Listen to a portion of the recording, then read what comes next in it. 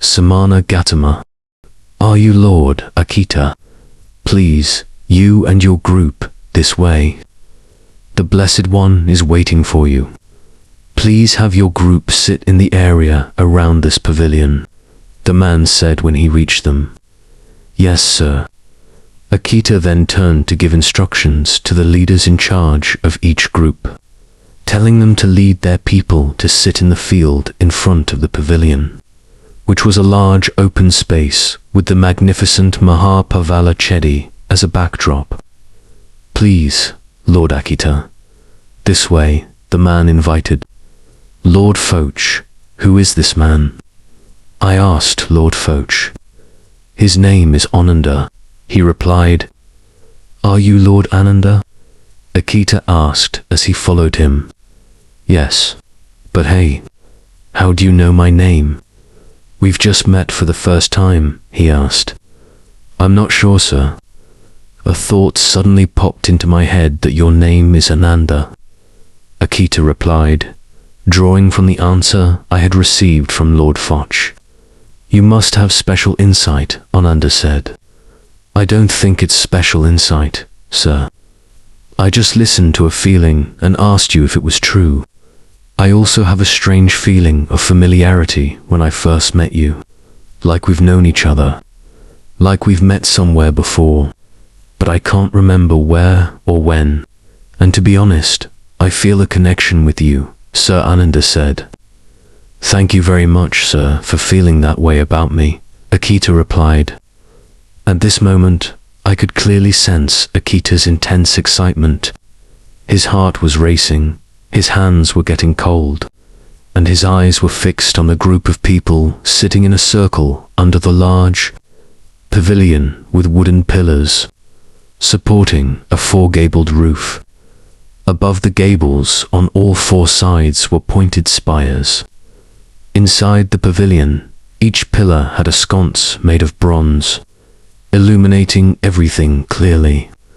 Ah, Lord Ananda, how should I behave? I'm so nervous, I don't know what to do, Akita asked.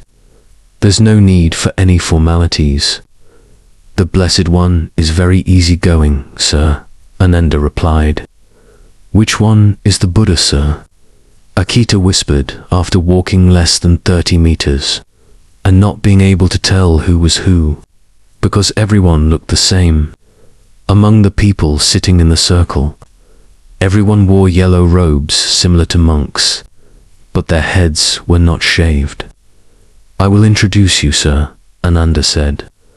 I saw all of Akita's group gradually walk into the open space around the pavilion, and some of them entered the pavilion with Akita. He saw the people who were already sitting in a circle stand up and make way, widening the circle so that Akita and about a dozen of his group could sit in the inner circle. Akita walked past the people who made way, bowing slightly to show respect. While walking in, Akita's eyes were drawn to a middle-aged man sitting in the circle. He felt that this man must be the Buddha. Even though everyone was wearing yellow robes and had a similar dark complexion from the sun, this man's skin looked like he used to have fair skin because it was a tanned color, like a white person who had been sunbathing. He had a well-proportioned, lean build, a handsome face, a shapely nose, large eyes, and thin lips. You could tell immediately that he used to be wealthy and had never done manual labor, and it was indeed as he thought. When everyone was seated, Ananda introduced the man as Samana. Akita prepared to bow to him. You don't need to prostrate to me.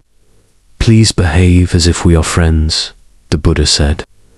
Akita was surprised by the words, which were the first he had heard from the Buddha, but they were words that made him feel warm and friendly. All right, sir. I greet you, Samana, Akita said, sitting down in the lotus position as before, and raising his hands in a Y, bowing his head slightly as a greeting. After that, everyone, especially Akita's group, remained silent not speaking. They intended to test the Buddha's ability to read minds by asking in their hearts who their teacher was. Lord Foch, why does the Buddha look different from what I imagined? I interrupted Lord Foch. What did you imagine him to be like? Lord Foch asked. He must look sacred, with an aura of greatness. He must sit majestically on a special seat higher than others, with his disciples sitting below. I replied. That's the thinking of someone who makes distinctions. So, they create an image of the Buddha as someone superior, special. But someone who knows who they are and where they came from realizes that everyone is the same. Everyone is a sibling from the same origin. He would never allow anyone to elevate him to such a special position. Lord Foch explained. Oh, I see.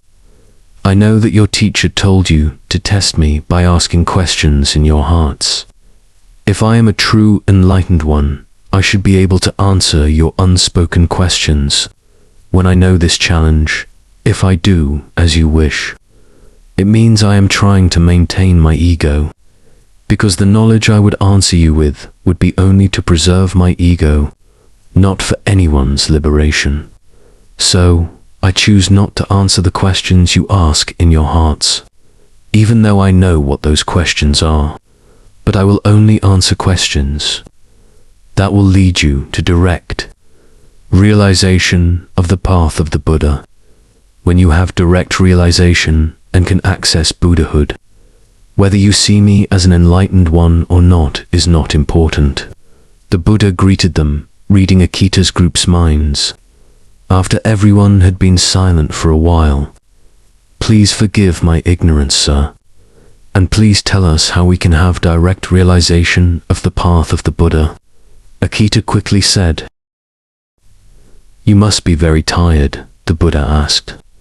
I'm not tired at all, sir. If it's about seeking the truth, if it's the true path to liberation in life, I'm willing to do anything to find it, sir, Akita replied. I admire your determination and perseverance, but I'm not speaking to your physical selves.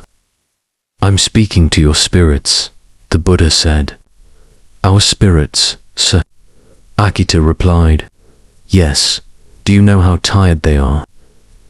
They have seen you seek like this for countless lifetimes, the Buddha answered. This will be the last journey, because I am about to find the ultimate truth, Akita said.